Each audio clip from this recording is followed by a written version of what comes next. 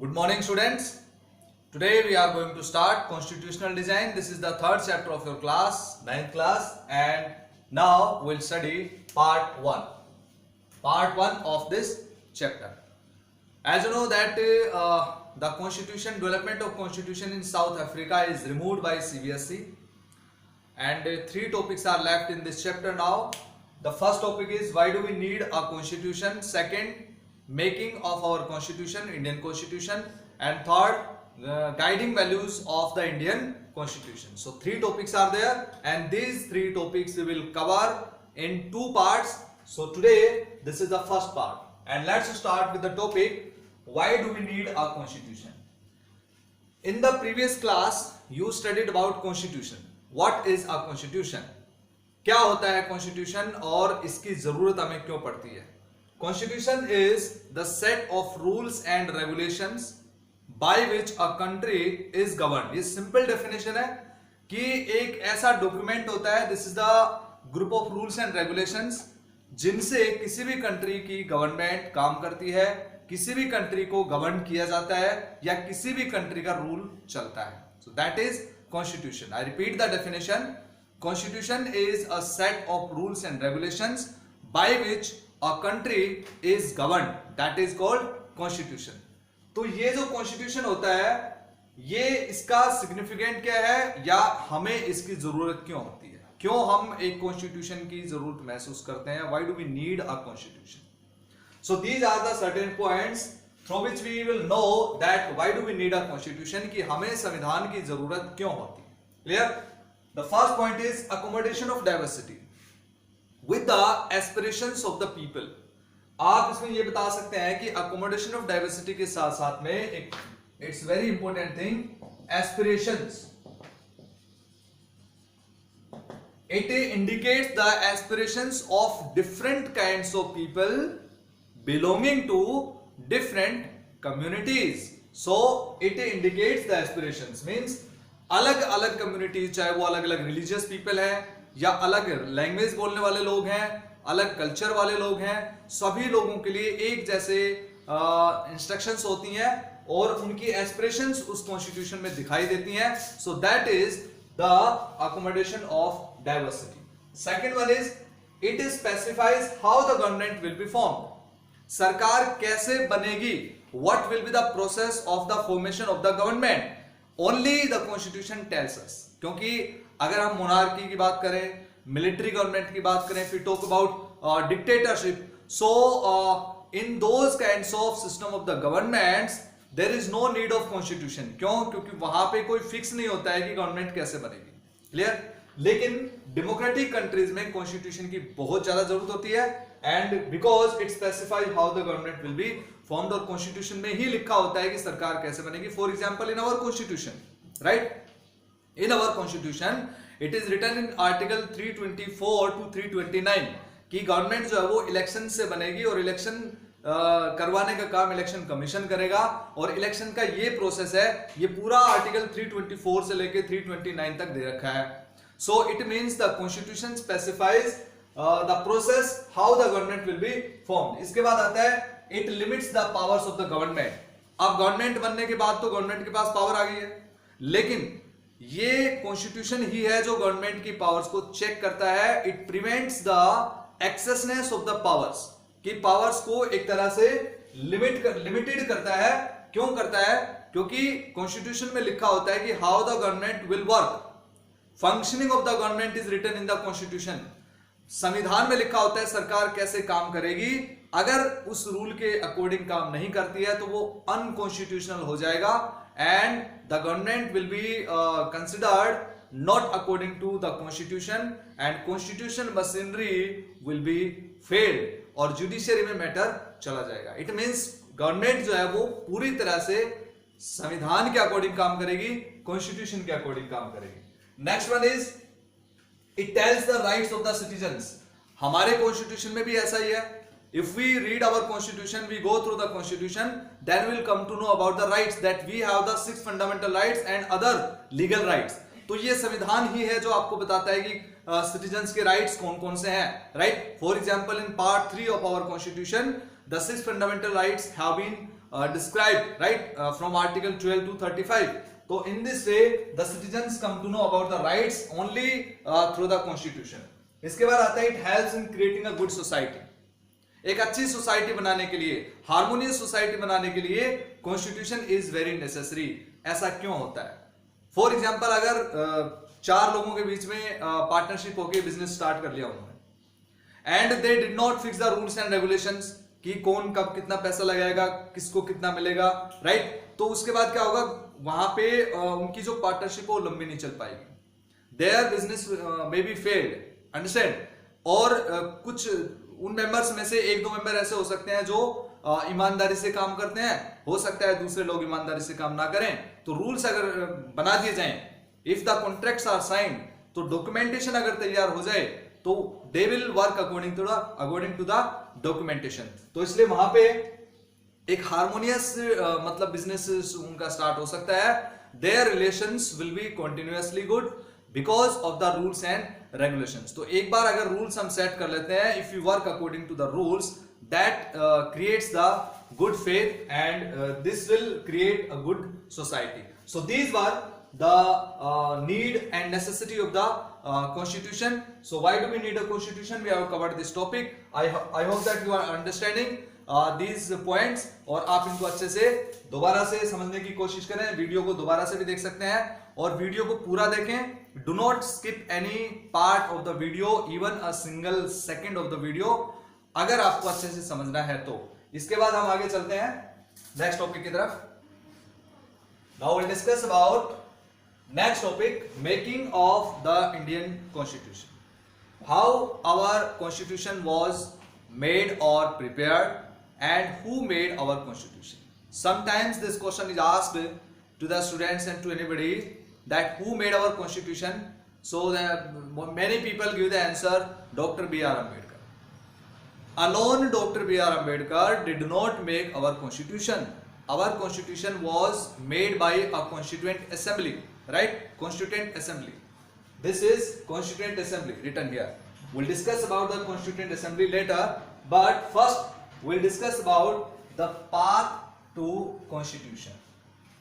Little background of the process of the formation of Constitution. Path to our Constitution with the help of these particular years. 1928 first. In 1928 what happened? Motilal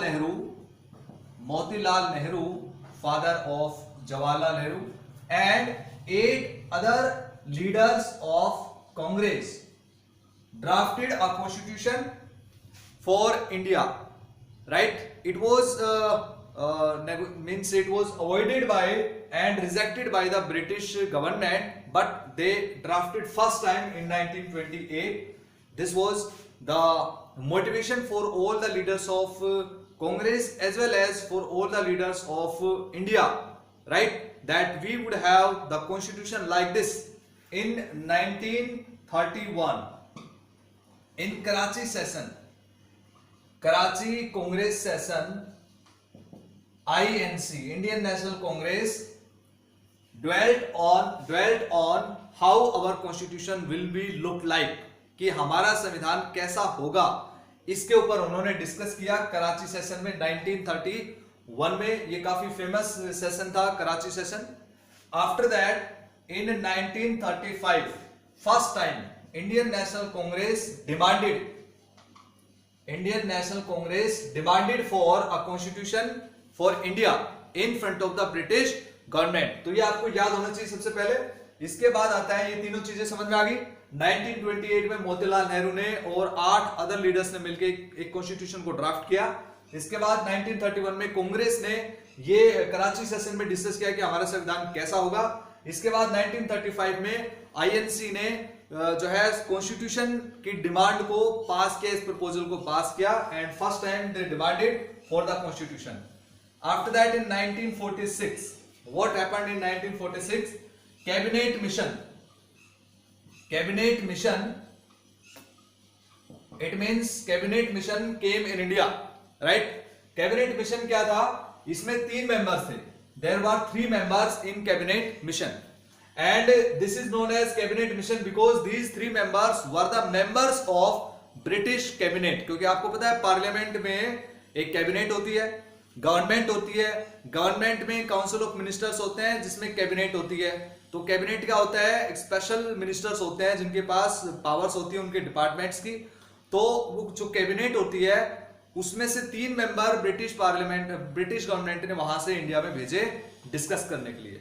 तो ये जो 3 members थे, they came in India and they met Hindu Mahasabha, they met Muslim League, they met Congress leaders and then they decided, और जो उन्होंने provisions दिए, right, they give the suggestions, recommendation उन्होंने pass किया। सबसे पहला रिकमेंडेशन था कि इंडिया को जब फ्री किया जाएगा तो एक डेमोक्रेटिक गवर्नमेंट होगी, लेकिन तब तक उस डेमोक्रेसी का आपको थोड़ा एक्सपीरियंस हो जाएगा, इसके लिए क्या बनाना पड़ेगा, इंटरिम गवर्नमेंट बनानी पड़ेगी। Interim government means the temporary government that works till the permanent government. इसके बाद दूसरा सजेशन उन्होंने दिया कि एक संविधान बनाना पड़ेगा जिसके लिए आपको एक कॉन्स्टिट्यूएंट असेंबली बनाने की जरूरत पड़ेगी। तो on the recommendations of cabinet mission, constituent assembly जिसके बारे में अभी डिस्कस करेंगे हम लोग, कॉन्स्टिट्यूएंट असेंबली जो है वो बनाई गई। और इस तरह से कैबिनेट मिशन में 3 मेंबर्स थे। Pethick Lawrence was the head of this mission, Pethick Lawrence, AB Alexander and Stafford Cripps, ये 3 मेंबर्स थे। आपको दोबारा बता देता हूं, आप नोट कर लीजिए। Number 1 Pethick Lawrence was the head, AB Alexander the member and Stafford Cripps he was also the member। Stafford Cripps तो पहले भी इंडिया में आया था 1942 में, क्रिप्स मिशन जब इंडिया में आया था उस टाइम। तो कैबिनेट मिशन जो था ये काफी इंपॉर्टेंट था, क्योंकि कैबिनेट मिशन ने ही सजेशन दिया था किसका, कॉन्स्टिट्यूएंट असेंबली बनाने के लिए, right. So to form the constituent assembly this recommendation was given by cabinet mission. Now will discuss about the constituent assembly. Now will discuss about the constituent assembly. Constituent assembly ने ही constitution बनाया, ये आपको याद रखना है। अगर question आता है who formed the constituent assembly, तो आपको बताना है हु फॉर्म्ड द कॉन्स्टिट्यूशन, तो कॉन्स्टिट्यूएंट असेंबली आपका आंसर आएगा। And who formed the constituent assembly, the people of India. Constituent assembly जैसे मैंने आपको बताया कि it was elected on the basis of the recommendations of cabinet mission. The elections of constituent assembly were indirect. It was indirectly elected by the people of India. It was indirectly elected. Indirectly क्या होता है, अगर लोग directly इसके members को vote डालें तो वो डायरेक्ट हो गया, और अगर हमारे रिप्रेजेंटेटिव्स इनको चुने तो ये इनडायरेक्टली हो गया। So it was elected indirectly, क्योंकि उस समय की लेजिस्लेचर असेंबलीज, जो लेजिस्लेचर काउंसिल्स होती थी, उनके मेंबर्स ने इनका चुनाव किया था। So Constituent Assembly was elected by the people indirectly। Clear? ये आपको पहली चीज इसके बारे में याद रखनी है। Second thing, the elections of Constituent Assembly were held in July-August 1946 and it was formed in July-August 1946। इसको जो है चुना गया था। इसके बाद आते हैं इसके कंपोजिशन पे कि कंपोजिशन क्या था, right, what was the composition, कि इसमें कॉन्स्टिट्यूएंट असेंबली में कितने मेंबर्स थे और कहां से। देखिए इसके टोटल 389 मेंबर्स थे। देयर वर 389 मेंबर्स टोटल, जिसमें से 296 were elected from British India provinces British India, right, British India, और 93 members from princely states. Princely states क्या थे, जो हमारे रजवाड़े थे, रियासतें थी, उसको हम प्रिंसली स्टेट्स कहते हैं। तो 93 सीट्स हैं वो प्रिंसली स्टेट से इलेक्ट होनी थी, और 296 मेंबर्स जो थे वो प्रोविंसेस से इलेक्ट होने थे। इसमें से out of 296, 292 from 11 provinces, 11 British provinces and 4 members from chief commissioners, right, 4 members from chief commissioners provinces। ये 4 अलग से provinces थी जो chief commissioners की provinces थी, और ये 292 सीट्स थी जो 11 प्रोविंसेस से थी, ठीक है। तो 4 ही चीफ कमिश्नर थे, जिसमें से 4 में से 4 ही मेंबर चुने जाने थे, और 11 प्रोविंसेस में से ब्रिटिश इंडिया में 292 मेंबर्स इलेक्ट होने थे। तो इस तरह से this was the composition of constituent assembly. और एक और इसमें इंपॉर्टेंट चीज आपको याद रखनी है कि it was elected on the basis of 3 main majority communities, 3 main communities, जिसमें से Muslims, seats were reserve for Muslims 6 and other seats were for general seats were excluding Sikhs and Muslims, यानी कि इन सीटों में मुस्लिम और सिख जो है वो नहीं आते थे, इसलिए इसको जनरल बोला गया, और ये 3 कम्युनिटीज में इसको डिवाइड किया गया। तो इस तरह से आपको समझ में आ गया होगा कि कॉन्स्टिट्यूएंट असेंबली का जो कंपोजिशन था, सबसे पहले तो ये इसके इलेक्शन इनडायरेक्ट हुए। Second thing, it was elected in July August 1946। Third, composition में आपको सीट्स आपको याद रखनी है कितनी सीटें थी। इसके बाद में ये 3 कम्युनिटी बेस्ड जो था, इसमें Muslim, Sikhs and general. So in this way we have completed the composition of constituent Assembly. अब हम डिस्कस करते हैं the functioning of constituent assembly. Now let's start the process of the formation of Indian Constitution, कि किस तरह से constituent assembly ने काम किया, राइट। कॉन्स्टिट्यूएंट असेंबली की जो सबसे पहले मीटिंग थी, दैट वाज कंडक्टेड ऑन 9 दिसंबर 1946, और इस मीटिंग में temporary, it means interim president बनाया गया किसको? Doctor Sachchidanand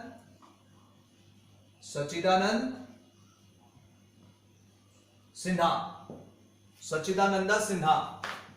He was the interim president of the Constituent Assembly in the first meeting। अच्छा, ये तो सबको पता है, डॉक्टर सच्चिदानंद सिन्हा जो है वो इंटरिम प्रेसिडेंट थे, लेकिन उनको क्यों बनाया गया था इंटरिम प्रेसिडेंट? उनको क्यों बनाया गया? Because he was the oldest member, सबसे सीनियर मोस्ट मेंबर थे, इसलिए उनको विदाउट इलेक्शन जो है वो क्या बना दिया गया? प्रेसिडेंट बना दिया गया, इंटरिम प्रेसिडेंट। आपको याद रखना है। दूसरा है second meeting, it was held on 11 December 1946। On this day you have to remember, doctor Rajendra Prasad was selected as the permanent president of Constituent Assembly, and 2 vice president also, vice chairman और vice presidents। एक थे Mukherjee, mister Mukherjee, and T Krishnamachari.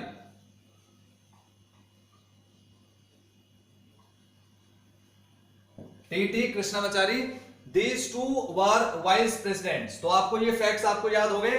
सबसे पहले आपने बताया first meeting 9 December 1946, second meeting doctor Sachchidanand Sinha became the interim president in the first meeting, second meeting 11 December 1946, Dr. Rajendra Prasad became the president, and Mukherjee and T Krishnamachari became the vice presidents of the Constituent Assembly। After that, objectives resolution। So these facts you have to remember। कई बार पूछ लेता है कि who was the vice chairman of the Constituent Assembly, तो H.C. Mukherjee and T Krishnamachari, ये आपको नाम याद रखने हैं, and doctor Rajendra Prasad was the permanent president. लेकिन सिर्फ आपसे ये पूछा जाए कि who was the interim president, तो आपको सिर्फ डॉक्टर सच्चिदानंद सिन्हा का नाम बताना है। Who was the president of constituent assembly, तो आपको इनका नाम नहीं बताना, आपको राजेंद्र प्रसाद का नाम बताना है। और वाइस प्रेसिडेंट का अगर नाम पूछते हैं तो 2 वाइस प्रेसिडेंट थे, एक H.C. मुखर्जी और एक टी कृष्णमाचारी। ये 2 वाइस प्रेसिडेंट या vice chairman of the constituent Assembly। After that, objectives resolution was presented in the Constituent Assembly by Jawaharlal Nehru on 13 December 1946। On 13 December 1946 इस पे डिस्कशन हुआ, डिबेट चली, और उसके बाद में इसको अडॉप्ट किया गया। It was adopted, the objectives resolution was adopted on 22 January 1947, ये आपको याद रखना है, 22 जनवरी 1947। After that drafting committee, drafting committee क्या थी, इसको 29 अगस्त 1947 it was set up on 29 अगस्त 1947। और ड्राफ्टिंग कमेटी का जो मेन काम था वो था कॉन्स्टिट्यूशन को ड्राफ्ट करना, and it consisted of 7 members। How many members were there in drafting committee? 7 members, and Dr. Bhimrao Ambedkar was the chairman of this committee। So B.R. Ambedkar is known as the father of Indian Constitution, क्योंकि drafting का काम जो है वो अंबेडकर जी की chairmanship में ही हुआ था, इसलिए उनको फादर ऑफ इंडियन कॉन्स्टिट्यूशन कहते हैं। इसके बाद आता है कि when our constitution was completed, our constitution was completed on 26 November 1949। On this day the Constituent Assembly completed the formation of Indian Constitution and 284 members signed on the preamble on this day। क्यों 284? क्यों? क्योंकि जब India free हुआ 1947 में, तो मुस्लिम league के जो members थे और कुछ जो पाकिस्तान के एरिया में आने वाले जो मेंबर्स थे वो सारे पाकिस्तान में चले गए। They quit the constituent Assembly of India. इस तरह से 299 मेंबर्स बचे थे। How many members were left? 299. But on 26 November, 284 members were present, and they signed on this drafting or preamble of our constitution। In this way, our constitution was completed on 26 November 1949। लेकिन जब adaptation की बात आती है तो हमारा constitution जो है अडॉप्ट किया गया था 26 नवंबर को, लेकिन इंप्लीमेंट हुआ था 26 जनवरी 1950। 26 जनवरी 1950 को हमारा कॉन्स्टिट्यूशन जो है वो इंप्लीमेंट हुआ था। Last meeting of constituent assembly was conducted on 26 November 1949, but once again a meeting was held of constituent assembly 24 January 1950। This was the final meeting of Constituent Assembly in which Dr. Rajendra Prasad was elected as the President of India 24 January 1950। और ये बिल्कुल last meeting थी constituent assembly की। तो इस तरह से हमारा कॉन्स्टिट्यूशन कंप्लीट हो गया। कुछ अदर फैक्ट्स के बारे में बात करते हैं कि कौन कौन से अदर फैक्ट्स थे। So I hope that you are understanding all these kinds of points. अभी तक जो भी आपको बताया गया ये आपको समझ में आ गया होगा। तो चलिए आगे चलते हैं अदर फैक्ट्स की तरफ। Now we discuss about some other important facts about our constitution. What were other facts? First is about duration. Our constitution was formed by Constituent Assembly. The Constituent Assembly of India started the work on 9 December 1946 and completed the constitution on 26 November 1949.